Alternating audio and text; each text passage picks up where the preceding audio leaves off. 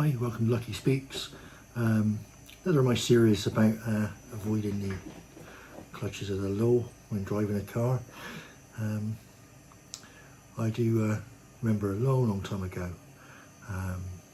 back in 2001 maybe, 2002, might be 2003 or 4, something like that anyway, a long time ago. Obviously I was still a young man, still had brown hair, well, a little bit of it. And anyway, middle of the night we used to rip down to Bristol, delivering application forms and letters and things like that, rather than put them in the post, particularly on a weekend, because it was always fun just go out for a nice drive. And Bristol's a very busy place, so it was easier to go out, 1-2 o'clock in the morning. What would be an hour in the day each direction turns into a 20-minute round trip if you really want to do it that way. But having some nice cars around, I used to jump in a car, drive down, deliver the things and come back. So one day I remember a friend of mine rang me from Ferrari and said, "Oh, we've got a Maserati you'll love. It's Jody Kidd's old car. Come down, have a look." I went down, had a look, bought it. So it was a Maserati Spider. When the 4200 GT they created a Spider, just a two-seat little super car, bit of fun. So I had this car, so I go out, it's a Sunday night, Sunday night, Monday morning kind of thing. So I go out, it's, I don't know, 1 o'clock in the morning. I'm going to deliver an envelope to my mate down in Henleys. Drive down the A38 in Bristol, go down through Southmead, past Southmead Police Station, drop my forms off in Henleys. I come back up the Southmead Road past the police station, and as I do, I notice a cop car pulling out. We cut the cop cars in there, so of course I'm not worried about them. I just look at them, I wave. I carry on at the street and I keep an eye on it just to see if they pull out behind me. Now the roof was up, it could have been down, but it was up that night. Got the windows down, I'm just driving along. They pull out behind me, so of course, I got a cop car behind me, it's a 40 limit. I'm doing anywhere between sort of, 38 and 45 up the Southmead Road, knowing that if I go any faster, they're going to pull me. Don't want to give them any reason to do that. I just want to see if they pull off. So they follow me all the way up to the big roundabout onto the A38. I turn left to go towards Patchway. They turn left as well. So I think, a bit of a ball ache, because I just want to put your foot down. And it's still a 40 limit. So, okay, that's fine. We carry on. We get down Filton Hill, through the lights. And in front of us, the road, there's some funny lanes there. And up ahead, there's a taxi. And he's weaving all over the road. And I can see it, so I know they can see it. So I think to myself, right, what I'm going to do, I'm going to time overtaking him, because he's going 20 mile an hour. They'll see what he's doing, I'll overtake him, they're bound to pick up behind him.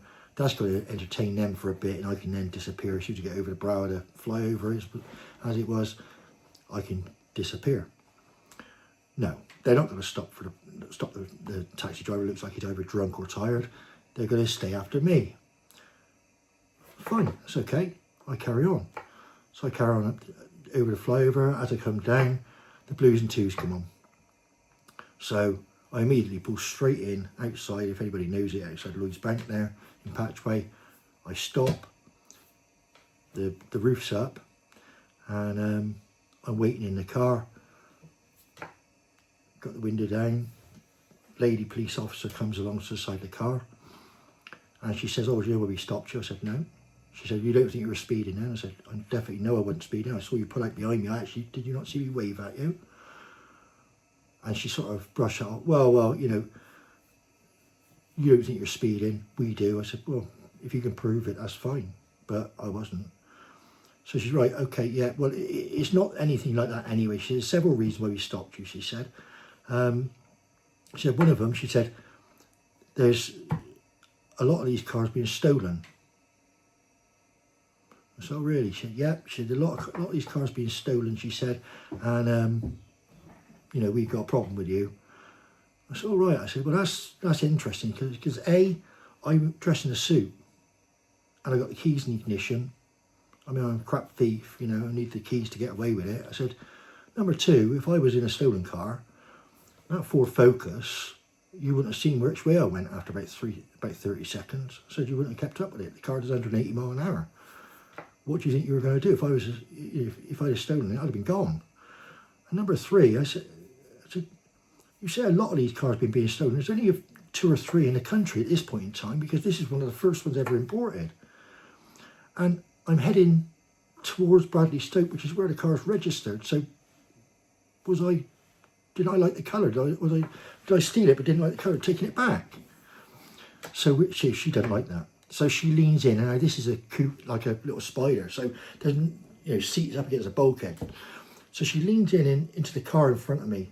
And of course, you know what it's like. People invade your space, they get too close. She leaned in, so her face is right there in front of me. She went like that, and she went, right, she said, you've been heavily drinking. And I burst out laughing. You've been drinking heavily. Oh, you've had it. I'm going to do you for drink driving. Get out of the car. You've got to do this. You've got to do that. And I'm laughing my head off. I can't help myself.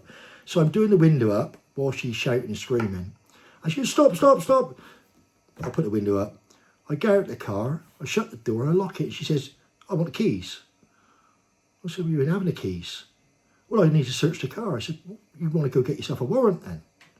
Because this is an illegal stop. You haven't got no reason to stop me. So, get me the breathalyzer, I'll blow in the bag, and then, I'll have your names. No, so I look around, and there's now 2 more cop cars turned up. So there's now 6 policemen, 3 cop cars, all parked up for me.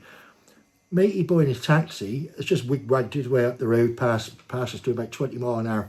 He's on every side of the road all at once. They've ignored that. He's the only other bugger on the road. So I wander up towards the first male copper I see, walk up towards him, and he's getting his little box ready. So I spark up a fag, because I smoke. So I spark up a cigarette. Oh, you can't smoke now. He said, oh, that'll ruin the test. I said, look, mate, I haven't had a drink since the early 90s. So I don't know what's wrong with you, but you ain't going to get me for drink driving anyway. If you do, then you can have the keys. You can drive my car past that speed camera as many times as you like. Get me some tickets, get me some points, because you ain't going to get me for speeding, for drinking. So so I stand there, and of course I blow in a box. It comes up 0. I'm clean. I wouldn't dream of drinking and driving. I don't like drinking enough to worry about that. If I do any place I drink any more than 0, is when I'm on holiday and I'm not driving. Of course I blow 0. And he'll go to pack up and say, hold on a minute. No, we don't go. I need a piece of paper, please. Write all your names down, all your car registration numbers down, time of the stop, reason for the stop, and I'm going to report it in the morning to the IPCC. So, oh shit. So they're all writing their details down, and I get back in my car and disappear off, and I did report it, and who knows what happened. I mean, the old Bill, law to themselves, didn't they? But certainly put the wind up them. And it's just the ridiculousness of it. And the moral of the story is for everyone, never, ever admit to anything to a cop. Never. Don't tell them anything. The whole reason that a cop asks you the question, do you know why he stopped you, is because they don't have to prove a speed that you were doing. Not all police cars, it's only traffic cars normally, that have speed measuring devices in them. That's the only ones they can rely on for a speed, because if they try and stick you on with a town car and they say you're doing 35 and a 40, 35 and a 30, they have no proof that their car was calibrated to be able to tell that you were doing 35. Don't matter if they followed you 10 miles. So what they do is they walk up to your car and say, do you know we stopped you? Because if you say, I was going a bit fast there, you've now admitted an outright offence of speeding. They no longer need a speed. So they can stick you on, give you 3 points and £100 with no speed mentioned, whether you did it or not. So never say, oh, I go a bit quick. Always say, no idea. You tell me. Even add in, I'm sure I'm sticking to the speed limit, of course. And they can't do nothing about it. And they can moan and groan and whine about anything they like. They can walk around your car. As long as you're legal, they cannot do a thing about you. Anybody who says otherwise is stupid, is wrong. I've proved it, well, literally hundreds of times now. But that was a good fun one. I got some more. So I'll come back and tell you some.